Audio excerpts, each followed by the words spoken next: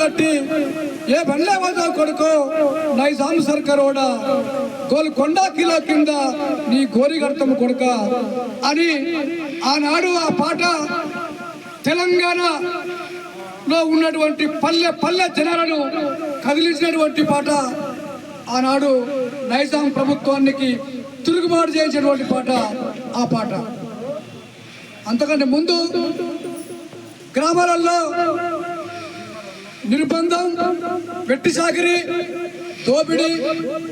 నైజాం ప్రభుత్వం యొక్క అరాచకానికి గురి అవుతున్నటువంటి ప్రజలను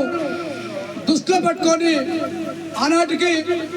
భూస్వాములు, పెత్తందారులు జీతాలుండి బతుకుతున్నటువంటి ప్రజలను దృష్టిలో పెట్టుకొని కామ్రేడు సుద్దాల హనుమంతు పాల బుగ్గల జీతగాడ, పశుల కాసే మూనగాడ అని ఆ పాట ప్రతి పల్లెలో కూలి జీతగాళ్లకు ఉత్తేజాన్ని ఇచ్చేటువంటి పాట. అందుకే ఏ పోరాటంలో చూసినా పాట అనేటువంటిది ముఖ్యమైనటువంటి పాత్ర పోషిస్తుందనే దాన్ని మనం దృష్టిలో పెట్టుకోవాల్సిన అవసరం ఉంది. అందుకే కామ్రేడ్ నాగన్న ఒక నిరుపేద కుటుంబంలో పుట్టి ఆ గ్రామము ఖమ్మం జిల్లా తిరుమలపాలెం మండలం రాజారం గ్రామం అంటేనే మనకు తెలంగాణ సాధిపోవడం తర్వాత పోరాటాన్ని విరమించినటువంటి కమ్యూనిస్టు పార్టీ, సిపిఐ పార్టీ విరమించినటువంటి సందర్భంగా ఒక విప్లవ పార్టీ నిర్మిస్తున్నప్పుడు ఆ గ్రామము విప్లవ పార్టీ నాయకత్వానికి, విప్లవ పార్టీ పోరాటాలకు ఒక ముఖ్యమైనటువంటి గ్రామంగా మన దృష్టిలో, మన విప్లవోద్యమంలో సిపిఐ ఎమ్మెల్యే చంద్ర పుల్లారెడ్డి నిర్మిస్తున్నటువంటి ప్రతిఘటన పోరాటానికి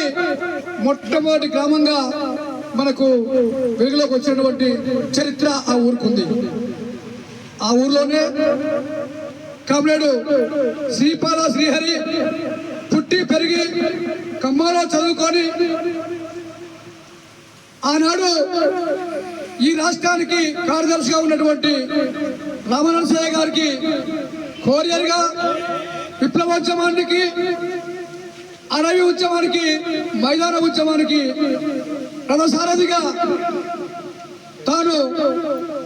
రామనరసయ్య గారితో ఉన్నప్పుడు గంగారావు పోలీసులు ఆనాడు ఇందిరాగాంధీ ప్రకటించినటువంటి ఎమర్జెన్సీ రోజులలో వాళ్ళ ఇద్దరు ఎన్కౌంటర్ చిన్ననాటి నుంచి ఇద్దరికి పరిచయాలు ఉండి ఈ సంఘం పెట్టినప్పుడు సంఘంలో పనిచేయాలని శ్రీపాద శ్రీహరి అక్కడున్న యువకులను కూడా వేసినప్పుడు వాళ్ళతో మాట్లాడినటువంటి విషయాలన్నీ కూడా నాగన్న బాగా వివరించుకున్నటువంటి పరిస్థితి. ఆ ఎన్కౌంటర్ తర్వాత నాగన్న చాలా ఇబ్బందులు పడుతూ ఈ దేశంలో ఎట్లయితే మనము సమస్యలను పరిష్కరిస్తాం, ఇవాళ ఏదైతే అడుగుతున్నారో ప్రజల కోసం వారిని ఎన్కౌంటర్ చేస్తున్నారు, మనందరం కూడా ఎందుకు అని ముందుకొచ్చి తాను ఒక ఆర్గనైజర్గా పార్టీలో కొన్ని ప్రాంతాలకు పరిమితం అయితే అక్కడ కానూరి వెంకటేశ్వరరావు గారు మనం తాత అని నిన్న మొన్నటి దాకా మనం చూసినటువంటి తాతగారు